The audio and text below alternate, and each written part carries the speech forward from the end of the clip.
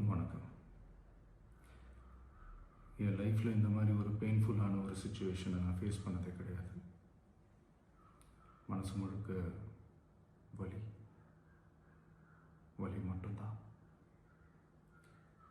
இந்த சுற்றுப்பயணத்தில் என்னென்ன மக்கள் பார்க்க வராங்க, அதுக்கு ஒரே ஒரு காரணம் தான், அவங்க என் மேலே வச்சிருக்கிற அன்பும் பாசமும். அந்த அன்புக்கும் பாசத்துக்கும் நான் எப்பவும் கடமைப்பட்டிருக்கிறேன். அதனால தான் இந்த சுற்றுப்பயணத்தில் மற்ற எல்லா விஷயங்களையும் தாண்டி மக்களுடைய சேஃப்டி, அதில் எந்த காம்ப்ரமைஸும் பண்ணிடக்கூடாதுன்றதுக்காக தான் அது என் மனசில் ரொம்ப ஆழமாக இருக்கும் அந்த எண்ணம்.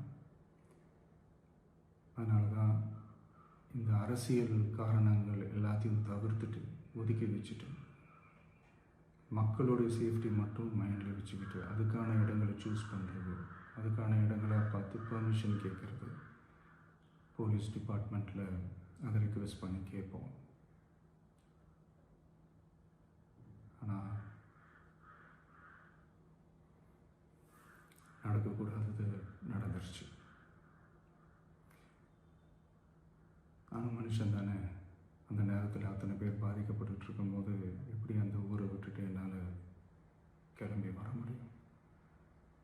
நான் திரும்ப அங்கே போகணும்னு இருந்துச்சுன்னா அதை ஒரு காரணம் காட்டி அங்கே வேறு சில பதட்டமான சுச்சுவேஷன்ஸ், வேறு சில அசம்பாவிதங்கள் அந்த மாதிரி எதுவும் நடந்துடக்கூடாதுன்றதுக்காக தான் நான் அவாய்ட் பண்ணேன். இந்த நேரத்தில் சொந்தங்களை இழந்து தவிக்கிற அத்தனை குடும்பங்களுக்கும் என்னுடைய ஆழ்ந்த இரங்கலை தெரிவிச்சுக்கிறேன். எனக்கு தெரியும், என்ன சொன்னாலும் இது ஈடேயாகாதுன்னு எனக்கு தெரியும். ஹாஸ்பிட்டலில் ட்ரீட் பண்ணிகிட்ருக்கிற எல்லாருமே சீக்கிரமாக க்யூர் ஆகி வரணுன்றதை இந்த நேரத்தில் நான் வேண்டிக்கிறேன். கூடிய சீக்கிரமே உங்கள் எல்லாரையும் நான் சந்திக்கிறேன். இந்த நேரத்தில் எங்களுடைய வலிகளை, எங்களுடைய நிலைமையை புரிஞ்சுக்கிட்டு எங்களுக்காக பேசின அரசியல் கட்சிகளை சார்ந்த நண்பர்கள், தலைவர்கள் அனைவருக்கும் என்னுடைய நன்றியை தெரிவிச்சுக்கிறேன். கிட்டத்தட்ட ஒரு 5 மாவட்டத்துக்கு பிரச்சாரத்துக்கு போனோம். இந்த மாதிரி எதுவுமே நடக்கல. ஆனால் கரூரில் மட்டும் ஏன் எப்படி நடக்குது, எப்படி நடக்குது? மக்களுக்கு எல்லா உண்மையும் தெரியும். மக்கள் எல்லாத்தையும் பார்த்துக்கிட்டு இருக்கிறாங்க. கரூரை சேர்ந்த அந்த மக்கள் அந்த உண்மையெல்லாம் வெளியில் சொல்லும்போது எனக்கு கடவுளே நேரில் வந்து இறங்கி அந்த உண்மைகள்லாம் சொல்கிற மாதிரி எனக்கு தோணுச்சு.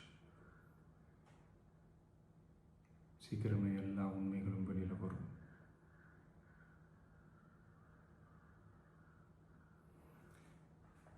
எங்களுக்கு தரப்பட்ட இடத்துல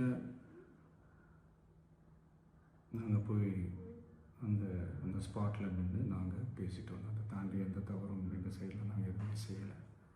பட் இருந்தாலும் எங்கள் கட்சியை சேர்ந்த நிர்வாகிகள், தோழர்கள் மேலே எஃப்ஐஆர், அது மட்டும் இல்லை சோஷியல் மீடியாவை சேர்ந்த நண்பர்கள், தோழர்கள் அவங்க மேலே எஃப்ஐஆர்லாம் போட்டு இப்போ பிடிச்சிக்கிட்டு இருக்கிறாங்க.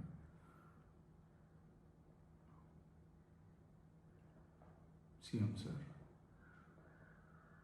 உங்களுக்கு ஏதாவது இந்த பழி வாங்கணும் அப்படின்ற எண்ணம் ஏதாவது இருந்துச்சுன்னா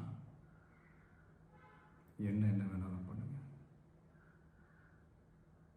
அவங்க மேலே கை வைக்காதீங்க.